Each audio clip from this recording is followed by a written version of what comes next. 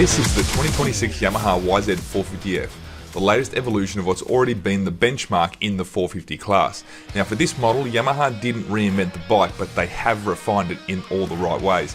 The engine is still brutally powerful, but a redesigned intake port and updated fuel injection make the power smoother and more controllable, giving you a better connection between the throttle and the rear wheel.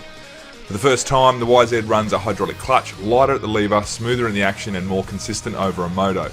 The new frame balances rigidity and flex for a calmer, more planted front end, while updated KYB suspension and a reworked rear shock keep the bike tracking straight and hooking up out of corners.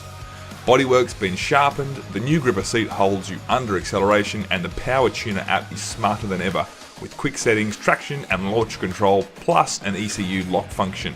To put it simply, Yamaha has taken a bike we already loved and made it easier to ride for longer. Out on the track, the 2026 YZ450F still feels like the bike we know and love. Smooth, compliant, and that KYB suspension is still magic. The new frame gives heaps of feedback from the rear wheels, so you know exactly what the bike's doing, which is a massive confidence boost for anyone riding on a 450. The standout change for us though is the hydraulic clutch. I've spent my whole life on cable clutches, but this clutch is lighter, smoother and more consistent over an entire moto. No fade, no mid-race adjustments, just a better feel at the lever. Setup wise, I run 100mm sag, stiffened, compression and rebound on this 2026 model, and I dropped the fork through the clamps just to give it that little bit more front end high feel. The front end felt planted and the bike turned into ruts without a fight. Older YZs could feel bulky tipping in. This one's light and easy to put wherever you want.